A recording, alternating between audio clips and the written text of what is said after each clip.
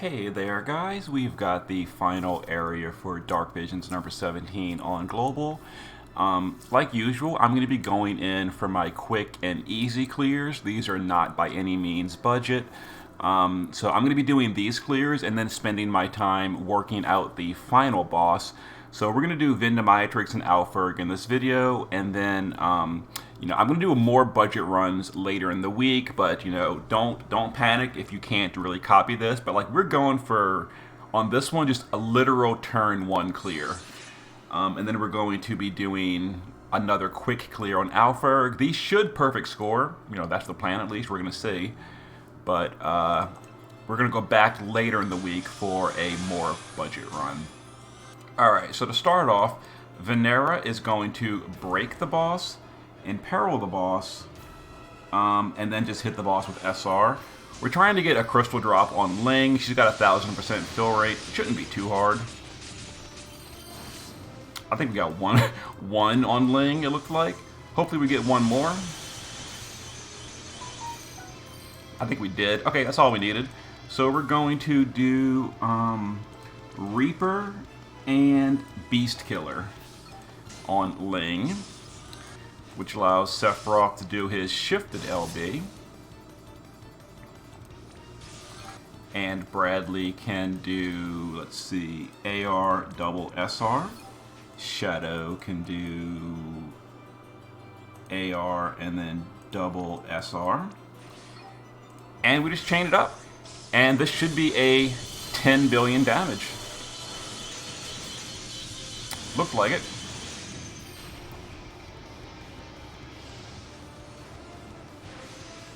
Okay. Perfect score on turn one. That's all we needed to do here. I'll go ahead and show you the team real quick, and then we're going to pop over to the Alpherg fight. And again, this is just the super extreme way to do it. Sephiroth, the answer to everything. Yeah, we're going to go back later in the week for more budget runs that, spend more time, that slowly clear the fight, etc. But for now, I want to spend more time working on the final boss. Alright. I'll show the team that we use. Let's go ahead and manage party. So this is the team. Ling in the shift form is just using 1000% fill rate with Call of the Wild and Dragon's Brush. We needed 2 crystal drops on her to get her enough LB to do Beast and Undead Killer, which we got. If we didn't, we could have just retreated and come right back in. Aerith naked, she just did her LB for the buff. It also got some crystal drops for Ling. Venera naked, we just did her for the 90% break, as well as the 120 Dark Imperil for Sephiroth. If you don't have Venera, you can use, what's the girl's name? Laura Croft for a big break. But Laura Croft can't Dark Imperil, so it might be a little bit trickier to damage cap on turn one. But Sephiroth might be able to do it anyway. I don't honestly know. But anyway, Shadow is technically geared for damage. As you saw from the damage breakdown, he did terrible damage. So did King Bradley. Like neither one of these compare to our Sephiroth. They're both using a dark weapon to dark chain, so dark on him, and then dark on him. And then Sephiroth, in the base form, all that really mattered is the Rakshasa Blade for auto amp dark. Shift form is geared for damage versus Beast and Undead. There's his build, and he damage capped on turn one. We're using Tifa's card. Like I said, this is not a cheap build by any means. Maxed Beast, maxed Undead, maxed LB damage, and he damage capped on turn one. Okay, let's pop over to the next fight. I'll see you guys in a moment. Alright guys, next up is Alpherg. We're going to be going with this team, and let's go ahead and get into it. And if my plan works, I will show you the gear and all after the fact. Okay, so we're going for a turn 3 clear on this time. So Seals is auto covering, so we're going to go ahead and just shift her, or Celeste, and then guard her. Fid can just guard this turn. Cloud can just guard this turn. Seth is going to get a stack of his LB. Venera is going to guard this turn, and Adele is going to guard this turn. Yeah, we're mostly just stacking up Sephiroth. So all the magical damage we are covering with Celeste. And then Venera is evasion covering, evasion provoking the single target stuff. Okay, so this turn Sephiroth is just going to Magnus here. Magnus, Venera is going to Magnus and Imperil, and then it doesn't really matter what else, it literally doesn't matter.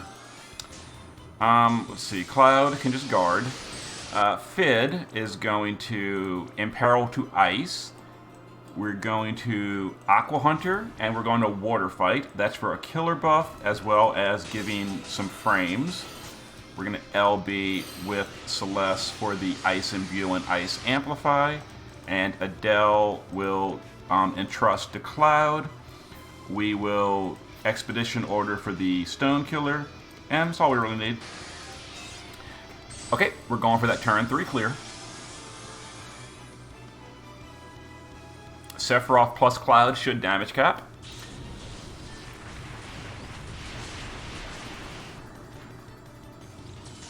Okay.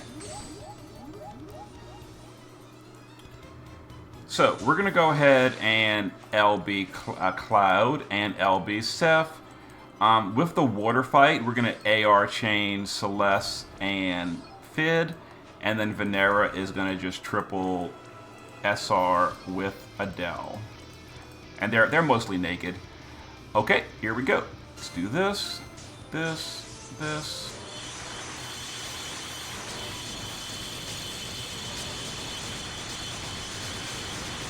Oh geez. I saw a 999 in there. Did we actually not even need Cloud? Oh my, I over-prepared for that one. Could we have done a turn 1 clear? Maybe we could have done a turn 1 clear? I don't know. Oh, I went.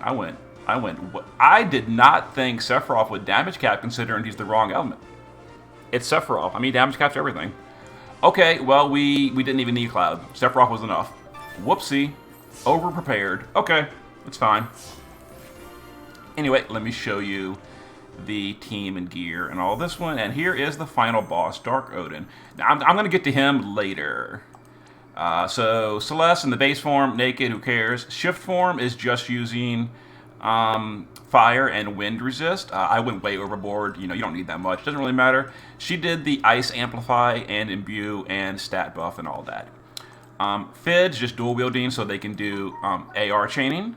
On the turn, they did Aqua Killer as well as the Ice in Peril, and she granted AR chains for the party. Cloud did 10 billion damage. Stone 250.